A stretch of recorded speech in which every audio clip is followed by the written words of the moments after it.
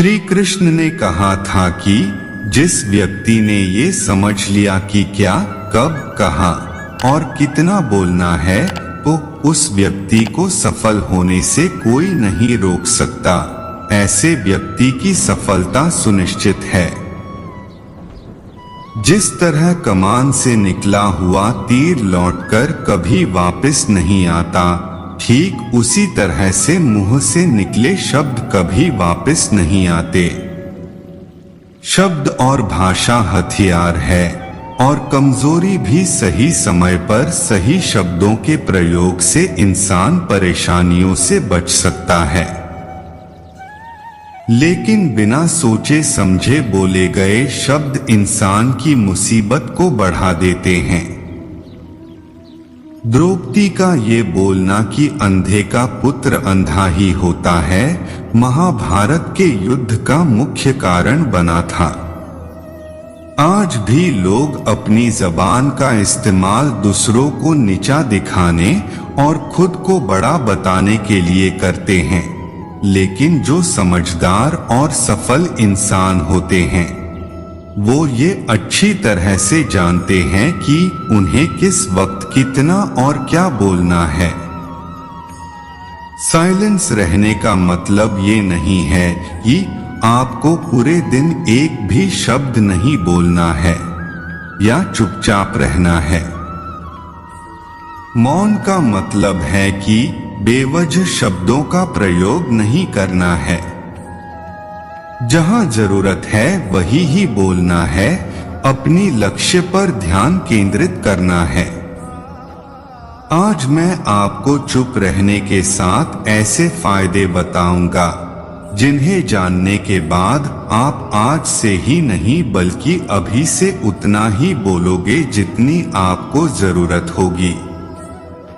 एक मौन लोगों का ध्यान खींचती है। श्री कृष्ण कहते हैं कि उन्होंने अपने हजारों शत्रुओं को अपनी खामोशी से परास्त किया था। वो खामोश रखकर अपने शत्रुओं को विचारों में उलझाए रखते थे और सही समय आने पर वह अपने दुश्मनों को ईंट का जवाब पत्थर से देते थे।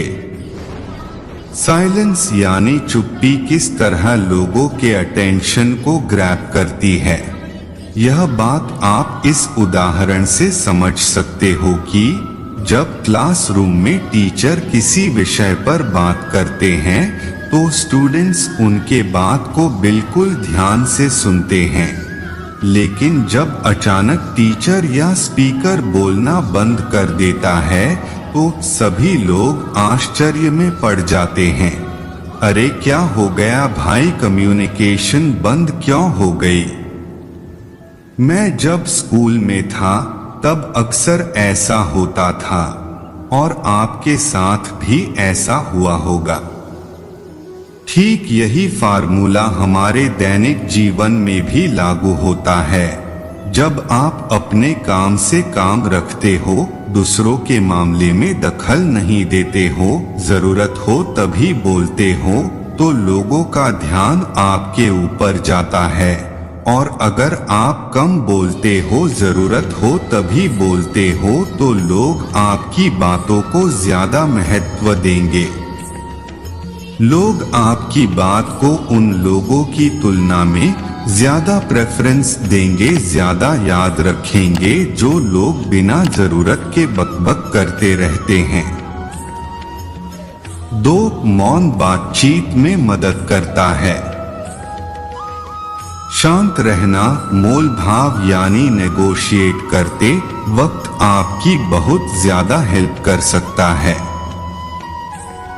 बातचीत के दौरान जब आप अचानक चुप हो जाते हो और सामने वाले इंसान को जवाब नहीं देते हो, तो ये खामोशी उस दूसरे इंसान को ये सोचने पर मजबूर कर देती है कि आखिर आप क्या सोच रहे हैं। तो फिर इसी चीज का आपको फायदा उठाना है।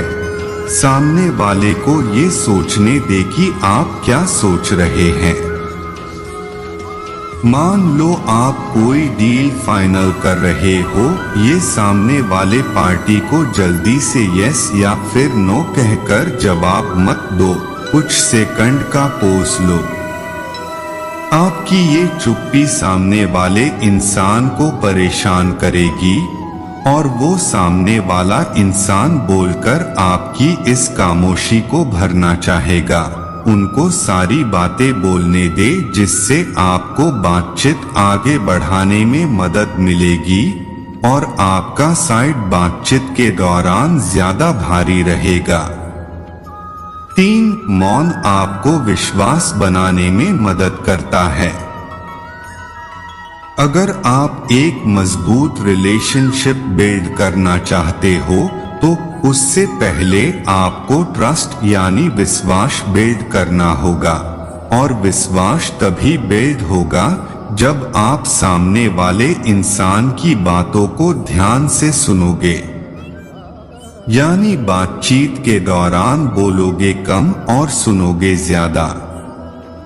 ऐसा करने से दूसरे इंसान को लगेगा कि आप एक अच्छे इंसान हो, सामने वाले की बात को अच्छे से सुनते हो, किसी को भी नजरअंदाज नहीं करते हो, और तभी तो वो आपके बातों को अच्छे से सुनेगा और ट्रस्ट बिल्ड होगा। 4. उत्तर प्राप्त करें। आपने ऐसे कई सारे लोगों को देखा होगा जो कोई प्रश्न पूछने के बाद रुकते ही नहीं हैं, अपनी बकबक चालू रखते हैं या फिर दूसरे को बोलने का मौका ही नहीं देते।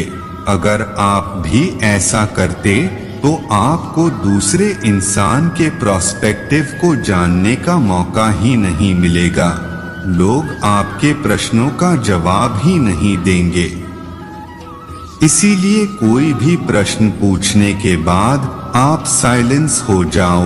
आप अपना ओपिनियन मत दो, लोगों का क्या ओपिनियन है उस बात पर, उस प्रश्न पर आप जानने की कोशिश करो, शायद आपको कुछ नया सीखने को मिल जाए।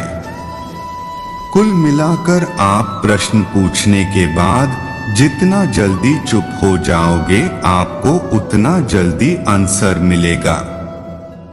स्वामी विवेकानंद जी जो अपनी बुद्धिमता और विजडम के कारण पूरी दुनिया में जाने जाते हैं, उनमें भी ये क्वालिटी देखने को मिलती है।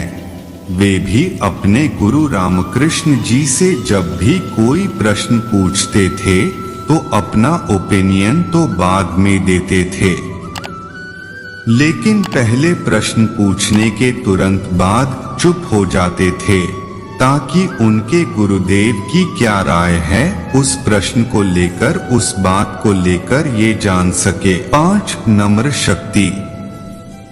साइलेंस एक शॉर्ट पावर है, मतलब एक ऐसी पावर से है जिसकी मदद से आप सामने वाले से बिना लड़े हरा सकते हैं। इसका सबसे बेहतरीन उदाहरण है महात्मा गांधी जी, जो कि सत्य और अहिंसा के मार्ग पर चले थे और बिना लड़े उन्होंने अंग्रेजों को धूल चटाई थी। महात्मा गांधी जी जानते थे कि अगर हमने अंग्रेजों से लड़ाई की तो हम उनसे कभी नहीं जीत पाएंगे। उन्होंने शॉर्ट पावर का इस्तेमाल किया और अंग्रेजों को हराया। कई बार लड़ने से और झड़ने से प्रॉब्लम सॉल्व नहीं होती, चुप रहने से और शांत हो जाने से प्रॉब्लम सॉल्व हो जाती है। 6. विचारशील मौन। द क्वाइट बुक के ऑथर सूजन केन अपनी बुक में बताते हैं कि थॉटफुल साइलेंस कई सारी मुसीबतों से बचा सकती है। एक लड़का लैपटॉप खरीदने जा रहा था, तभी उसको रास्ते में वर्षों पुराना एक दोस्त मिलता है जो उसको बोलता है कि तुम जहां लैपटॉप खरीदने जा रहे हो उसी के पास में एक घर है, वहां ये सामान डिलीवर कर देना। वह अपने दोस्त को ना नहीं बोलता है और उसका सामान ले लेता है। लेकिन जहां सामान डिलीवर करना था वो घर उस दुकान से काफी दूर था। उस आइटम को डिलीवर करने में उसका बहुत सारा समय बर्बाद हुआ। बाद में जब वह दुकान पर पहुंचा तो वह दुकान बंद हो चुकी थी। उसे अपने दोस्त के ऊपर बहुत ज्यादा गुस्सा आया।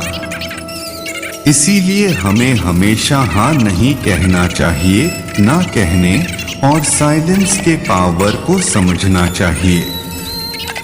तो इन सब बातों से आप ये समझ चुके होंगे कि साइलेंस में बहुत ज्यादा पावर है। साइलेंस के पावर को कम नहीं समझना चाहिए। साइलेंस आपको बहुत सारी मुसीबतों से बचा सकती है और अगर आप भी इन बताई गई बातों को उतारते हो, जहां जरूरत हो वही बोलते हो, तो डेफिनेटली आपको बहुत ज्यादा फायदा